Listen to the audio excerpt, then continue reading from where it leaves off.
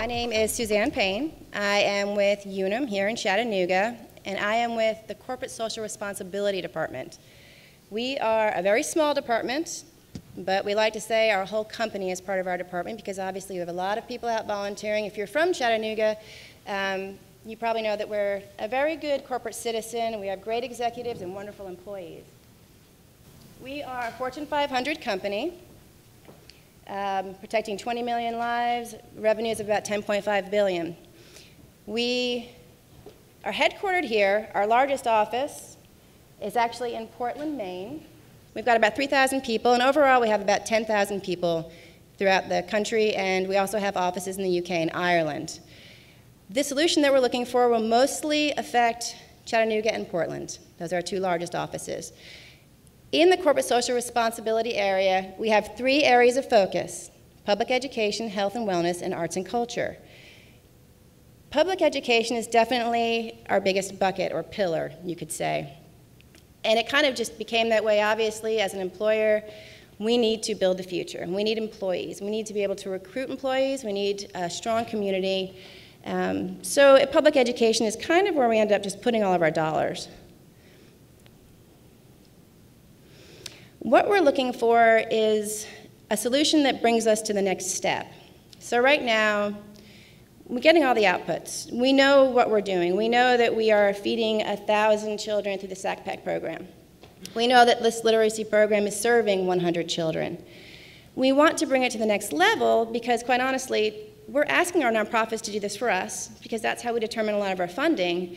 But it's also expected at this point. I think everyone knows corporate social responsibility has it's moved forward in the last 10 years significantly. And it's important now, again, to recruit employees, but just as a company doing business, people expect it.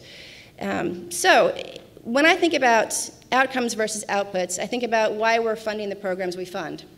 So if you think, again, let's take the SACPAC program. We're feeding 1,000 children. They're bringing these sack packs home over the weekend because they don't have food. They actually aren't eating over the weekend. And this is very common in our community, and it surprises a lot of people. So they don't do their homework, right? We give them that meal. They do their homework. They come to school energized. They're not weak, dirty. They don't do their homework. They're not interested in school. They're revived. So they come in. They've done their homework. They're ready to learn. They're going to learn better. They're going to be more interested.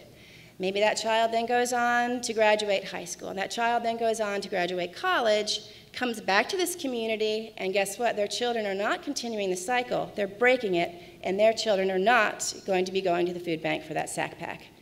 These are the outcomes we're talking about, and we have to start measuring those, and it's very tricky because a lot of people, I went to a 3-day seminar on how to measure all these impacts and came out with outputs, nothing. Really, and it was kind of disappointing. So we're trying to figure out something on our own, and unfortunately, we do have a great IT department, but we're just never going to be at the top of that list.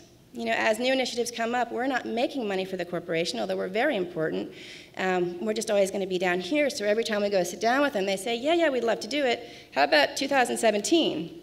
So, you know, we keep looking at it and going, we'd like a solution quicker if we possibly can. We contribute about $13.5 million in 2013. That includes everything, volunteer hours, gifts in kind, obviously charitable donations, matching gifts. We have an employee participation program, and we also have a volunteer service grant program. The metrics we say we collect, again, we don't actually have a way right now to collect them, so this would be part of the solution. So we do expect metrics. We'll ask organizations when they come in, we don't ask for a return on investment, but we do ask what their impacts are going to be, and we expect them to be measurable.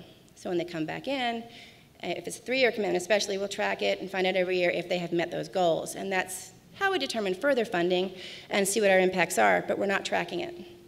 We're just looking at it separately all over the place. So I'll have 10 different files, and I'll have 10 different spreadsheets. And when the CEO calls me up and says, hey, I need to know what we're doing in literacy, guess what? I have to go to all these folders and all these spreadsheets and pull it out and put it together.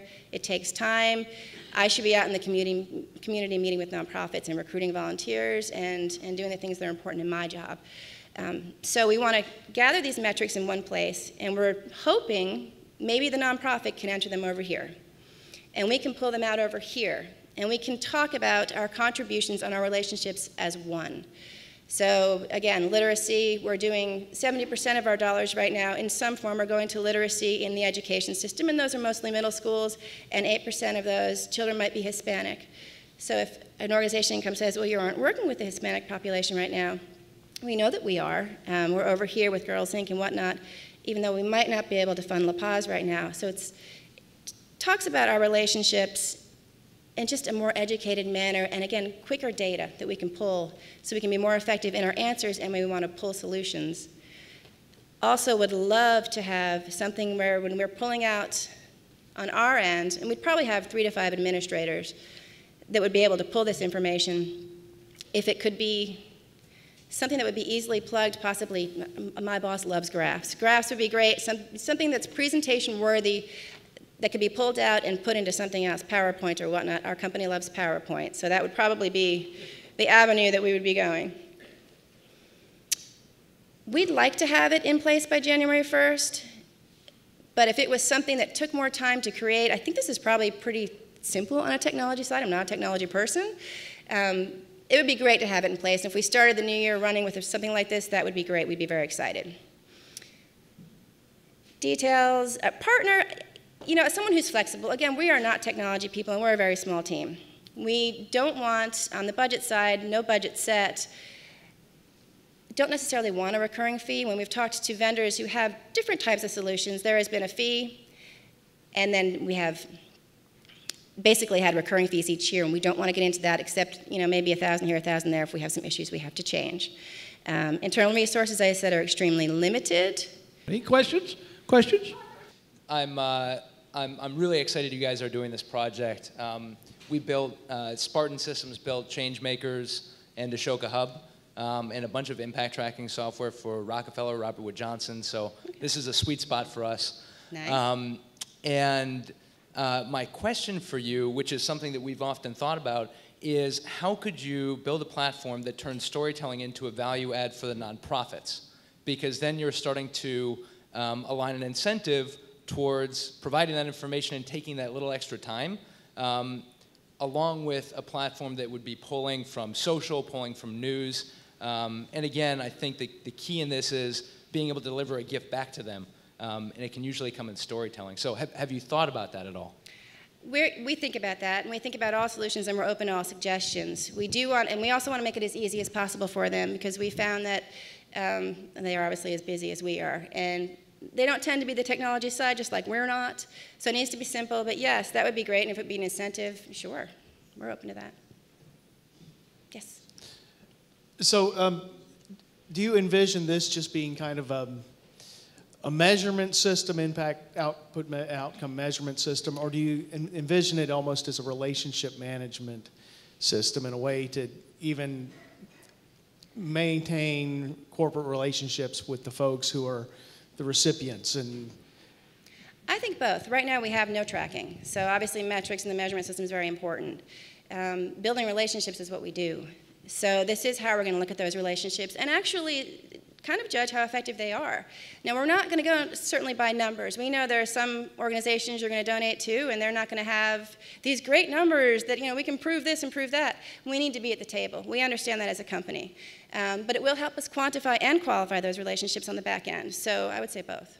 I think there are solutions out there. It doesn't seem too difficult to us. It's something where we think it should be easy, and I'm not going to say inexpensive, but much more budget friendly than what we've seen so far.